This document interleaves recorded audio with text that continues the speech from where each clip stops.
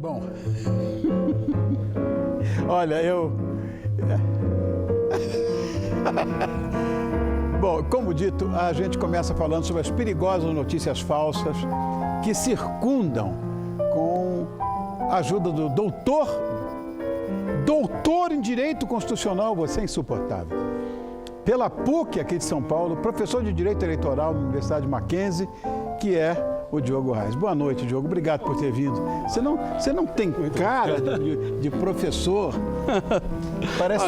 Parece muito mais um ator, um cantor, sei lá, uma coisa assim. Imagina. Obrigado, Diogo. Eu que te agradeço. É um prazer estar aqui. Obrigado, querido. Olha, Diogo, a internet, ela tem dois aspectos, são dois vetores, né?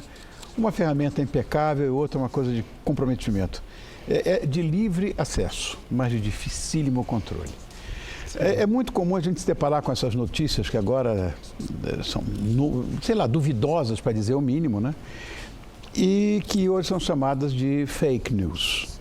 O que são, na verdade, as fake news? Pois é, Rony, eu acho que aí já começa um grande desafio. É definir o que é fake news. E que nós precisamos ser práticos. Eu costumo dizer que a fake news ela é uma mentira que parece verdade. Mas ela não é revestida de verdade sem qualquer propósito. Ela tem um propósito de enganar. Há nela a intenção de enganar. Ela parece uma notícia. Sai buscando força para mentir. Assim como nós já vimos as pesquisas sendo utilizadas para isso, como por exemplo, pesquisas demonstram tal coisa e não tem pesquisa nenhuma demonstrando. Claro. A fake news ela aparece com um formato de uma notícia séria, verdadeira, mas o seu teor é falso, é enganoso e ela tem a intenção de enganar. Mas é difícil, às vezes, definir o que é uma fake news, porque uma coisa é, por exemplo, dizer que a cidade de São Paulo não fica no estado de São Paulo. É fácil provar. Outra coisa é dizer algo que eu penso. Isso é muito mais difícil de provar. Então, existe uma margem de dúvida. E a fake news, ela não pode ser empregada para dúvida. Ela deve ser empregada, o termo especificamente, para aquele engano, para aquele dolo, para aquela vontade de enganar. Olha, eu vejo muito isso e é muito comum, inclusive, em Facebook. As notícias, as fake news saem mais em Facebook do que qualquer outro tipo dessas relações sociais que existem na internet. Mas a primeira coisa que eu faço, eu ligo para aqui, para o departamento de jornalismo daqui, da minha casa, que é um departamento de jornalismo competente, tudo eu ligo, aconteceu isso. Imagina, cai fora. História. Mas todo mundo entra, né? Porque ela tem um teor tão absolutamente convincente que muitas vezes eu vou só checar, mas eu acho que isso é verdade. Agora, de que maneira essas notícias viralizam? Porque a rede social acaba ajudando um boato a virar verdade. Pois é, esse é um dos grandes desafios. Me parece que o momento que a gente vive, porque a primeira impressão que a gente tem é que a fake news é uma coisa muito recente. Na verdade, ela é aquele velho boato, ou aquela velha mentira, só que ela se reveste agora de uma outra velocidade, uma difusão enorme, por causa da internet.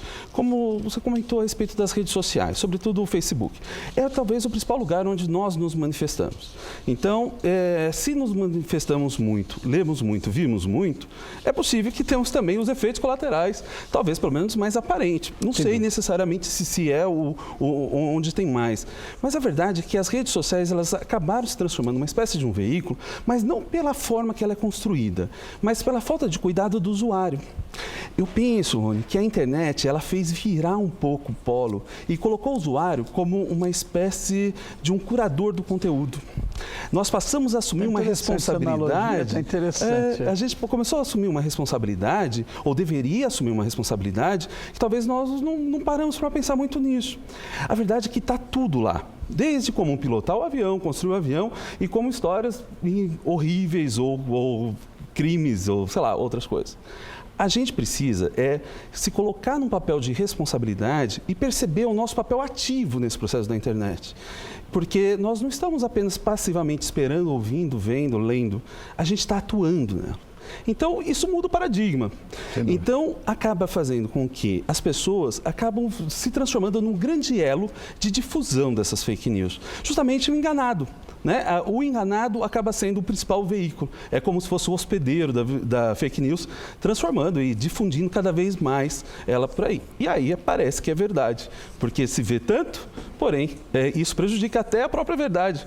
Porque se a mentira parece verdade, talvez a verdade possa parecer mentira. Eu não pensei nessa contrapartida, mas ela tem lógica. Eu acho que não é desarrazoado pensar isso, não. Às vezes, aquilo que é verdadeiro pode se transparecer como falso e vice-versa, por causa dessa bobagem. É terrível. Agora, essa terminologia fake news, esse tema é relativamente novo, né? Foi criado pela própria rede social esse nome? Não, o termo é recente e ele acabou sendo popularizado muito pelo Trump, que começou a apontar várias vezes como fake news. Aí, Rune, eu vou aproveitar até para apontar um outro perigo. Porque uma coisa é a fake news, aquela notícia enganosa. Outra coisa é apontar ou usar o termo fake news para afastar seus adversários. Ou ainda para colocar em xeque a idoneidade de uma reportagem. A fake news não é uma reportagem mal feita, ela é enganosa, ela tem dolo, ela tem vontade de enganar. Então, não deveria ser empregado esse termo, por exemplo, uma reportagem mal checada ou até mal feita, né? Ainda mais, ou uma reportagem bem feita, só que não me agradou. O fake news, ele quer dizer outra coisa, ele quer dizer uma reportagem que parece ser verdade, me faz crer que é verdade, e ao compartilhar aquilo, eu acabo difundindo isso. Como é que a gente pode checar? Não diria nem checar, como é que a gente pode saber a veracidade de uma notícia dessa que corre nas redes sociais? Depende muito da notícia. Nem sempre é fácil, mas não é impossível. Existem muitos organismos que estão se fortalecendo para tentar trazer um respaldo para os cidadãos, para as pessoas procurarem isso. O próprio Mackenzie, nós temos um projeto chamado Fake News, onde é portal.mackenzie.br/fake news. Repete.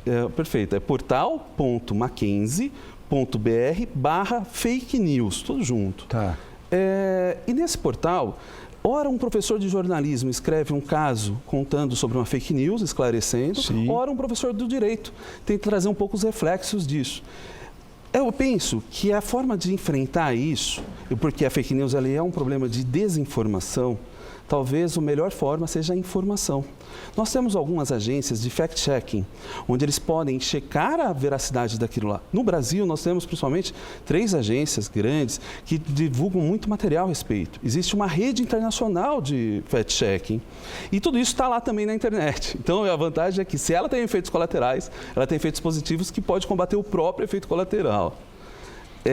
E uma boa forma é conhecendo um pouco disso. O próprio Facebook colocou numa central de ajuda várias dicas, como por exemplo, checar o URL. A URL é aquele endereço que aparece na barra do navegador para ver se ele corresponde com a notícia, verificar a imagem, procurar outras fontes. A ideia é de primeiro desconfie, perceba, se coloque na posição de curador ou de responsável também por aquele conteúdo de alguma maneira. E antes de compartilhar ou de comentar a respeito. Como você comentou, de ligar aqui, não vou passar o telefone para todos ligarem, não faria sentido, mas use a própria internet para checar. Procurem vários outros sites e as informações, elas acabam se contradizendo. Então, um bom meio de combater a desinformação me parece que é com informação. Vou fazer uma pergunta agora ao nosso jurisconsultum. Dá para criminalizar essa história, não? Eu sou muito contra a criminalização. Não é uma solução viável, Eu penso que não, Rune. E eu vou explicar um ponto de vista bem brevemente, mas porque a criminalização me parece que ela deve ser a última possibilidade diante de uma transgressão de norma. Existem outros caminhos. Só que no caso da fake news ou de outra forma de enganação na internet, toda a forma de combate do Estado abre espaço para uma espécie de um controle estatal do conteúdo colocado lá. Ou seja, uma portinha para censura. Tá correto. Porque se o Estado vai punir pelo que foi colocado lá, não quer dizer que... eu costumo dizer que a internet não é que ela é uma terra de ninguém, ao contrário, ela é uma terra de todos.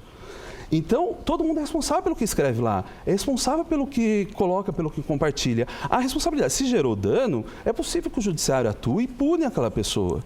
Não é que ninguém vai ter problema algum, pelo contrário. Tem os haters, por exemplo, né, que xingam a mãe de quem aparece uma notícia Tem uns que estão começando a tomar pancada agora, estão perdendo, xingaram a família do Chico Buarque, por exemplo, toda, família de ladrões, não sei o que e tal. Os caras vão ter que indenizar agora.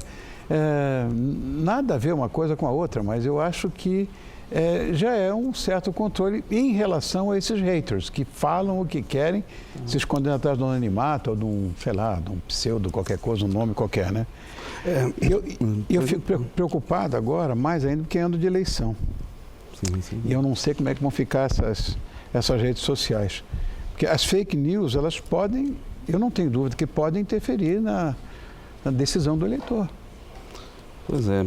Eu penso que a gente tem que perceber que, de fato, elas constituem um problema de poluição. Nossa fonte de informação na internet, ela, como eu mencionei, eu creio que ela transforma a gente no responsável por aquele conteúdo. Então, a fake news, ela traz quase uma fumaça, uma poluição naquele ambiente. Então, a gente precisa desviar dessa fumaça. Eu penso que o melhor meio de combater a desinformação é com informação. E não com talvez punição pesada ou Estado em cima disso, porque senão nós teremos um controle de tudo que se fala. Quanto à influência na política, é muito duvidoso também. Eu percebo que o cenário, ele deixa tudo muito esquisito. Eu, ultimamente, venho escrevendo até um pouco de uma ideia de que a fake news, ela ladra, mas não morde. Existem alguns estudos falando que a fake news, ela faz muito barulho, mas não tem tanto efeito quanto parece. A gente está vivendo isso. Isso é fruto do nosso tempo. A verdade, Rony, é que nós não podemos ter uma vida completamente digital e uma eleição completamente analógica. Nós vivemos nesse mundo e isso é fruto do nosso tempo. Então, a gente tem que aprender a viver com isso.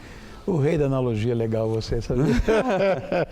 Bom, este é o Diogo Reis, que é professor de Direito Eleitoral, inclusive, né? Na Universidade de Mackenzie. Um doutorado com tudo que tem direito. Eu te agradeço muito por ter vindo. Imagina, eu que agradeço. É um prazer estar aqui.